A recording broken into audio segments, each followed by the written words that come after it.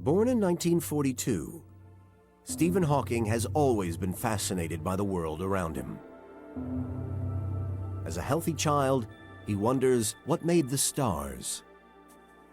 By the time he's a teenager, he wants to find out where the entire universe came from. In the 1960s, scientists have yet to answer that question. Many believe our universe had no beginning. It is timeless and unchanging.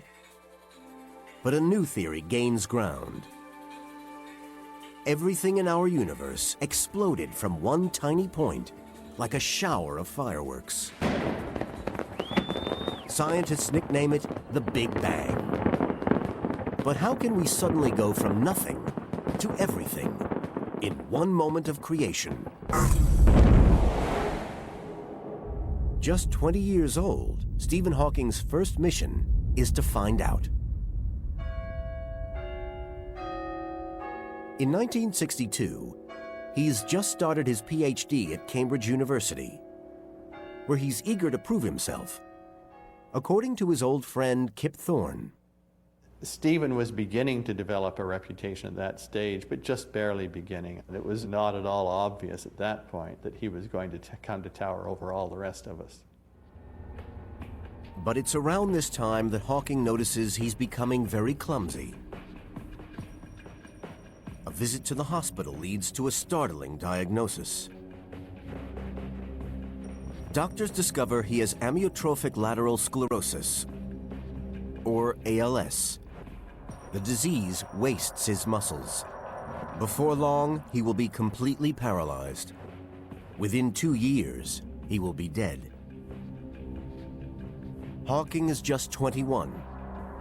His dream of unraveling the mysteries of the universe crashes down around him.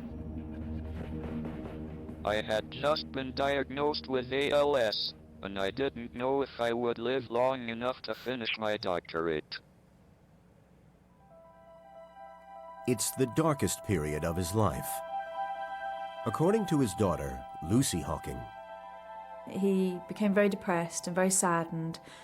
He was casting around at the time for a PhD topic, but he didn't really see any point in going on, so I think everything seemed very bleak and very hopeless to him. But then Hawking meets Lucy's mother, and they fall in love, despite his death sentence. Getting engaged and getting married to her was for him the turning point, that was the event for him that turned him around and gave him hope and made him decide that he was going to carry on. Hawking sets out to discover the origin of the universe before his time runs out. Does the universe, in fact, have a beginning or an end? And if so, what are they like? Scientists remain skeptical that something can come from nothing, as the Big Bang predicts. Hawking wants to find out. His first break comes in 1965. He attends a lecture by a brilliant mathematician named Roger Penrose. Hawking hears something that grabs his interest. Stephen was in the audience at the back of the room, and he was asking some very pertinent and difficult questions. Penrose suggests something astonishing. There's a hole in space where huge objects disappear. If matter disappears into nothing, maybe it can also appear from nothing. This could be Hawking's first step